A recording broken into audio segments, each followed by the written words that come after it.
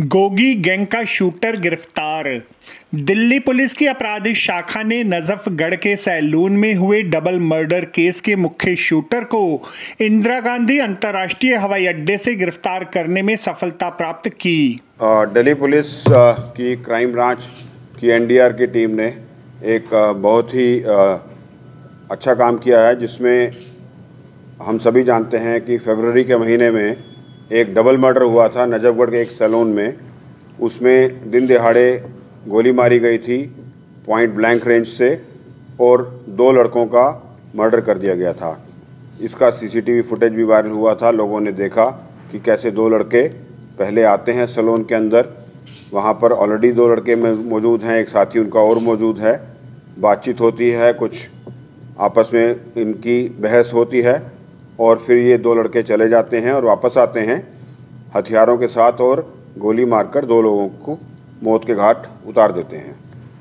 मुकदमा ये है कि 9 फरवरी को नजफगढ़ में एक सैलून के अंदर, सीजर नाम के सैलून के अंदर आशीष और सोनू नाम के 2 लड़कों का मर्डर हो जाता है और इनका एक साथी नीरज जो बाहर खड़ा था, बाद में उसके बयान पर एक मर्डर का केस दर्ज हुआ, आर्म्स एक्ट का केस दर्ज हुआ, इन्वेस्टिगेशन शुरू कर दी जाती है।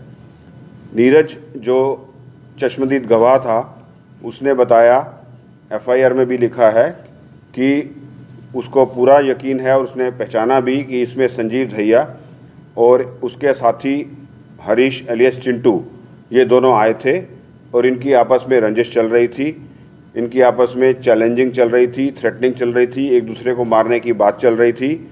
और किस तरह एक पुराने मुकदमे में जो 2021 में छावला में हुआ था, जिसमें नरेश करने का मर्डर हुआ था, उसके बाबत कुछ तनातनी चल रही थी।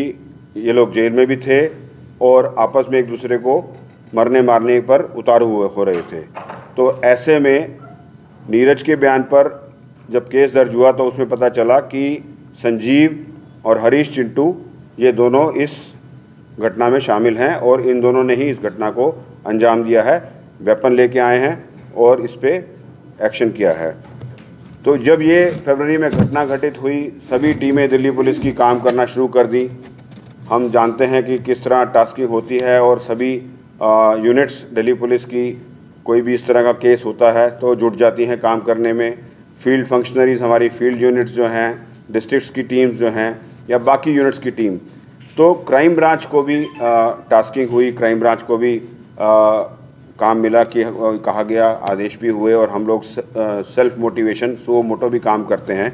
तो हमारी एनडीआर की टीम, जिसको हमारे डीसीपी जो मेरे दाहिनी ओर बैठे हैं संजय सैन सुपरवाइज करते हैं एनडीआर की टीम को, और उसको एसीपी उमेश बर्थवाल सुपरवाइज करते हैं, लीड करते हैं, और उनके साथी इंस्पेक्टर राकेश कुमार और उनके साथ उनकी टीम के member SI Amit Grewal, SI Anuj, Narendra Godara, ASI Vikas, ASI Ravinder Kripal, head constable Sukhbir, Rahul Jaspal, Bhag Singh, इरशाद, नाहन जी, कमल गोदारा, रविंदर और सत्यवान, और हमारी एक लेडी कांस्टेबल रीना जो आप देख सकते हैं सबसे दाहिनी ओर खड़ी है। ये पूरी टीम एनडीआर की भी इस काम में लग गई और लगातार हम लोग मशक्क़त करते रहे, टेक्निकल इन्वेस्टिगेशन करते रहे, ट्रेडिशनल इन्वेस्टिगेशन करते रहे, और जो आज की डेट में नए नए जो इन्वेस्टिगेशंस के मोड आ गए हैं उन सब पे हम लोग काम करते रहे। जगह जगह हमने रेड्स की, जगह जगह हमने सोर्सेज डेवलप किए, जगह जगह हम लोगों ने जाकर इन्वेस्टिगेशन की, जगह जगह हम लोगों ने लीड निकालने की कोशिश की, और बहुत लगातार मेहनत करने के बाद एसीपी बर्थवाल और संजय सैन की टीम को क्लू ये मिला कि जो ये चिंटू है, हरीश चिंटू, ये फेक पासपोर्ट बनवाकर अमृतसर से जून के महीने में इंडिया से बाहर चला गया है। ये इत्तला मिलने पर हम लोगों ने फिर से काम शुरू कर दिया और उस पासपोर्ट की डिटेल्स निकालने की कोशिश की। उस पर भी लगातार मेहनत हुई, पूरी टीम ने काम किया। मैं नाम आपको सबको बता चुका पूरी टीम का, और पासपोर्ट का नंबर हम लोगों को मिला, पासपोर्ट की डिटेल्स मिली और इमीडिएटली हम लोगों ने उसकी एलओसी खुलवा दी। ब्यूरो रिपोर्ट, दास्ताने इंद्रप्रस्थ।